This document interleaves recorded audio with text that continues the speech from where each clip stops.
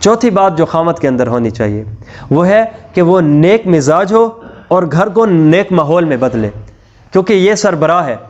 عورت کی بات کی حیثیت رائے کی ہے، مرد کی بات کی حیثیت فیصلے کی ہے، اور فیصلہ رائے سے اعلیٰ ہوتا ہے۔ اسی وجہ سے اگر آج مرد نے گھر کو خوبصورت نہ بنایا تو بدصورت خود بخود بن جائے گا۔ کیوں؟ روشنی کے لیے محنت ہوتی ہے، اندھیرا تو روشنی کے نہ ہونے کو کہتے ہیں۔ کانٹوں کے لیے محنت نہیں ہوتی، قبرستان میں ایسے ہی نکلے پڑے ہیں۔ اچھے قسم کی خوشبودار پھولوں کے لیے محنت ہوتی ہے، تو یہاں پہ بھی وہی ہے کہ تربیت کے لیے محنت ہوتی ہے، اچھے ماحول کو اجاگر کرنے کے لیے محنت ہوتی ہے۔ اور جب ایک مرتبہ بن جائے، وہ کہتے ہیں نا کہ انسان کو، آج کے نوجوان کو یہ اچھی نصیحت ہے کہ ایک ایسی لڑکی کا اپنے رشتے میں انتخاب کرے جو اللہ سے محبت کرنے والی ہو۔ آج کا نوجوان ایک ایسی لڑکی کی تلاش میں جو ہم سے محبت کرے، جو اس لڑکے سے محبت کرے۔ بہت بڑا نقصان ہوتا ہے، جو ہم سے محبت کرتی ہے وہ ہم سے مانگے گی، اور جو اللہ سے محبت کرتی ہے اللہ سے مانگے گی، اور پھر اللہ سے محبت کرنے والی عورت اپنے خامد سے محبت کرنا اللہ اسے سکھا دے گا۔ کیوں؟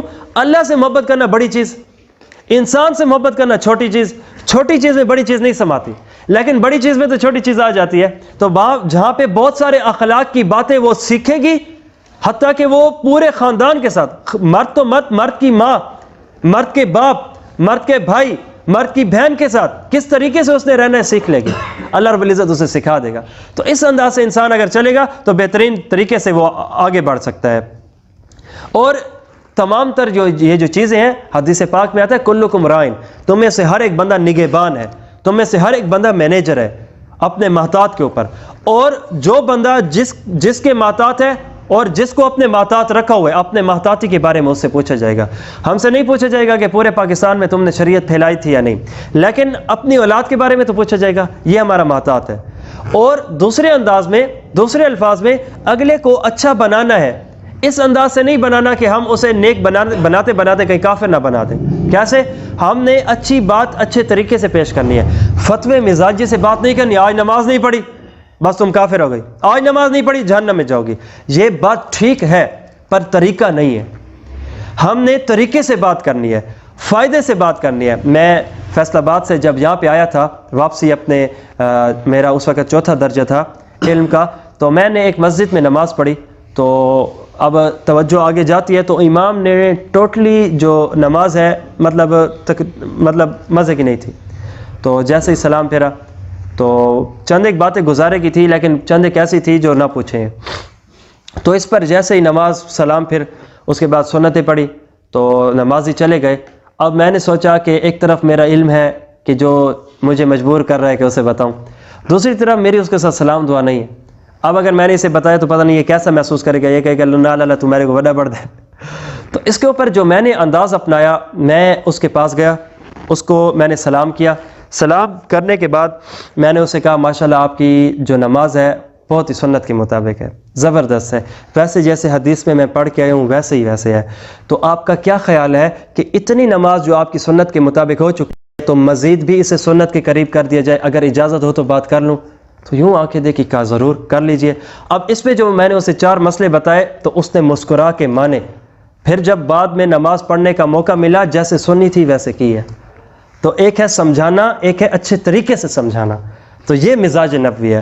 گھر میں دیکھا نماز کا ماحول نہیں ہے تو ڈنڈا نہیں اٹھانا، بات کو فائدے کے ذریعے سے شروع کرنا ہے کہ پیار محبت سے، طریقے سے۔ پھر اس کے بعد دیکھیے بات ایک مرتبہ میں نہیں مانی جائے گی، اور پھر جب محسوس کریں گے کہ انسان مرد ہوں، کہا تھا مانا نہیں ہے، میں نے کہا تھا ظہر کی نماز میں پڑھ کے آ گیا ہوں، یہ ویسے بیٹھی ہے، یہ کچن کے اندر ہے، یہ بچوں کے اندر ہے، اب یہ بات نہیں، یہ تم نے دل کے اندر رکھنا ہے۔ دوبارہ مسکرا کے جی امید ہے کہ نماز پڑھ لی ہوگی، اس انداز سے انسان بات کرے گا اور یہ اپنی عادت بنائے۔ ہمارے بہت سارے جاننے والوں میں مجھے ایک کال آئی، کہا اللہ کی قسم میں اس انداز سے عورت نہیں تھی کہ جو مجھے میرے خامد کے اخلاق نے بدلا ہے، وہ اخلاق دیتا گیا میں بدلتی گئی، وگرنہ اگر صحیح باتیں تو کتابوں میں بھی لکھی ہوئی ہیں۔ تو کیا فرق ہے کہ خامد سے سن کے عمل کر لیا ہے، کتابوں میں پڑھ کے عمل نہیں کیا؟ اخلاق نبوی، طریقہ نبوی۔ تو جہاں اچھائی ہونا اور ہوتا ہے، اچھائی کا طریقہ ہونا اور ہوتا ہے۔ اسی وجہ سے یہ طریقہ اگر انسان اپنائے تو بہت سارے مسئلے حل ہو سکتے ہیں۔ ایک نوجوان کا واقعہ ہے کہ پیر صاحب ارشاد فرماتے ہیں کہ ایک لڑکا میرے پاس نوجوان آیا اور آ کر کہنے لگا میں اپنی بیوی کو طلاق دینے لگا ہوں۔ میں چاہتا ہوں کہ میں طلاق دوں، بس آپ مجھے اجازت دیجیے۔ پورا کا پورا پیر صاحب کہتے ہیں کہ میں نے اس کی بات سنی، اب یہ جذبات میں بیٹھا ہے، میں نے محسوس کر لیا ہے کہ یہ اب چاہتا ہے کہ میں نے اپنی بیوی کو طلاق دینی ہے۔ تو اس کے اوپر اب اگر درمیان میں اسے ٹوک دیتا تو اس کے جذبات مجروح ہو جاتے۔ پوری مزے سے میں نے بات سنی ہے۔ تو تمام تر باتوں کے جاننے کے بعد میں نے یہ مسئلے کا حل نکالا ہے کہ یہ لڑکا، میں نے تمام تر جو باتیں اپنے اضافی بھی سوال کیے، تو پیر صاحب ارشاد فرماتے ہیں میں نے یہ محسوس کیا کہ یہ لڑکا پہلے اس جیسا تھا، آ کر جو یہ بیوی کی برائیاں بتا رہے کہ نیل پالش بھی لگاتی ہے، پردہ بھی نہیں کرتی، ٹخنوں سے شلوار بھی اوپر رکھتی ہے، صحیح ماحول بھی نہیں ہے، نماز بھی نہیں پڑھتی، بد اخلاقی بھی ہے، خامت کی بھی نہیں مانتی، یہ وہ سب کچھ، اور میں اسے نماز کا کہتا ہوں، میں اسے نیل پالش نہ لگانے کا کہتا ہوں، یہ مانتی اور سنتی بھی نہیں ہے۔ تو اس کے اوپر اس نے پیر صاحب ساری کی ساری باتیں سنی، کہا کہ مجھے آپ یہ بتائیے کہ آپ کی لو میرج ہے ارینج میرج؟ کہا لو میرج ہے، ہم نے محبت کے ذریعے سے ایک دوسرے کا انتخاب کیا ہے، اب شادی کیا ہے۔ کہا مجھے آپ یہ بتائیے، یہ آج آپ کا سر پہ پگڑی، منہ پہ داڑھی، اچھے طریقے سے تمام تر یہ جو سنت کے مطابق آپ کا گیٹ اپ ہے، کیا اس وقت بھی شادی سے پہلے بھی ایسے تھا؟ کہا نہیں۔ کہا دوسرے الفاظ میں بھائی میں بھی اس جیسا ہی تھا، پہلے اپنی بیوی جیسا ہی تھا۔ تو کہا آپ کو کس چیز نے مجبور کیا کہ آپ اللہ رسول کی زندگی میں آئے ہیں؟ کہا یہ محفلوں میں بیٹھا ہوں، تبلیغ میں گیا ہوں، اور یہ اللہ والوں نے مجھے معرفت الہی سکھائی ہے، الحمدللہ دل بدلا ہے۔ کہا مجھے آپ یہ ذرا بتائیے، اگر آپ اپنی پرانی زندگی میں ہوتے اور کوئی بندہ تمہیں آ کر کہتا نماز پڑھو تو کیا تم پڑھتے؟ کہا نہیں۔ کہا تمہاری بیوی تو ابھی بھی اسی ماحول میں ہے، تمہارا ماحول بدلا ہے اس کا تو نہیں، تمہارا دل بدلا ہے اس کا تو نہیں، تم نے اچھی اچھی باتیں سننی ہیں اس نے تو نہیں۔ تو وہ بالکل حیران، کہا یہ تو بات ٹھیک ہے۔ کہا جب تم جان چکے ہو، مان چکے ہو، اس کا تو ماحول بدلو، اب تمہارا جی چاہ رہا ہے کہ تم نماز پڑھو، وگرنہ کل تک تو تم نے بھی کسی کی نہیں سنی ہوگی۔ کہا ایسا ہی ہے۔ کہا حضرت پھر طریقہ بتاؤ۔ کہا طریقہ ہم بتاتے ہیں، سنت نبوی کس چیز کے کام آئے گی؟ تو کہا طریقہ ہم بتاتے ہیں، ذرا کر لینا۔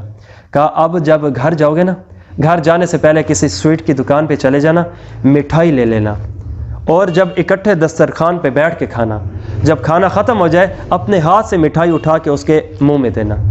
تو پیر صاحب کہتے ہیں آگے سے پوری بات سن کر کہتا ہے جی۔